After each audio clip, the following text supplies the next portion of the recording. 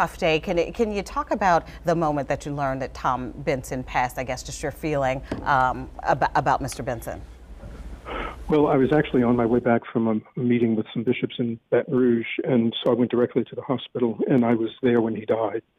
So it was a very special and sacred moment to be able to be there with Gail, his wife, and his close friends, and those who he works with the Pelicans and the Saints. He was surrounded by friends, family, and we were able to speak with him. We're not sure how much he understood, but speak to him and tell him how much we loved him and appreciated him, and to thank him for doing so much for so many people.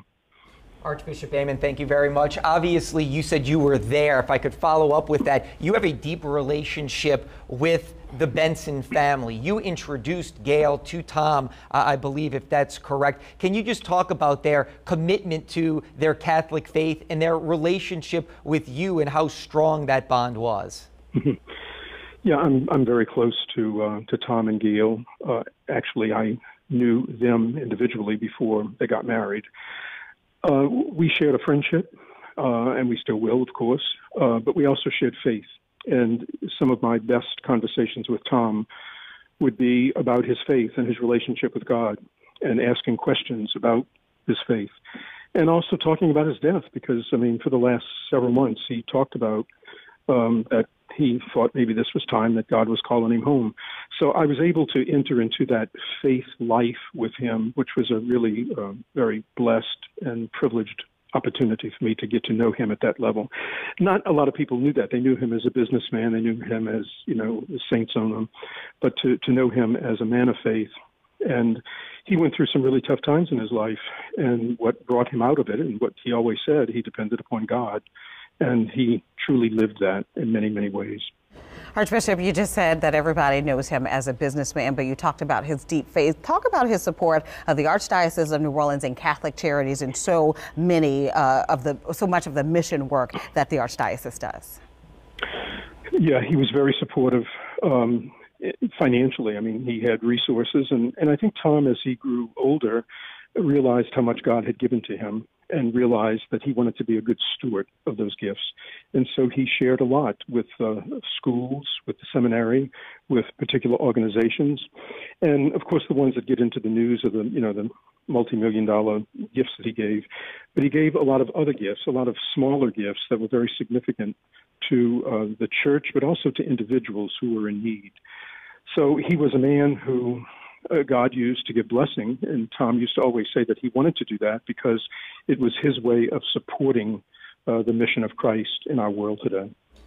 Archbishop, I want to just kind of address your relationship there with Tom Benson, if we can. If you can recall your last conversation that you did have with Mr. Benson, what did he speak to you about? My last conversation with him was actually at the hospital, and we spoke about things in general, but it was at that moment too that I think he sensed that this would be his the time was coming soon when God would call him home, and so we talked a little bit about that, briefly about that.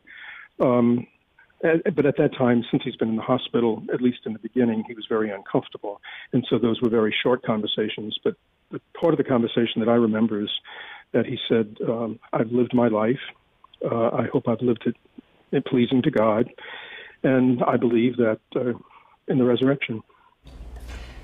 Archbishop Amen, final question here. Obviously, you have a long relationship with Gail Benson that is very well noted. Mr. Benson's wishes are that his wife take over the sports franchises, which will happen. The NBA and the NFL have already signed off on everything.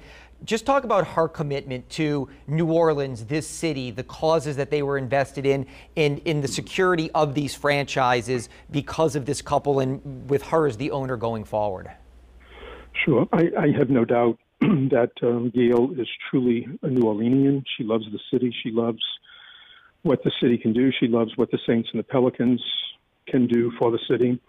But secondly, so she will do whatever she can for the good of the city. But secondly, it's very, very important to her that Tom's legacy lives on. And so she will do it as a sign of her love for Tom, and to make sure that he's recognized for his charity and for his faith. Archbishop Gregory Amen, thank you very much for joining us on the phone again, sharing those very intimate final moments of Tom Benson's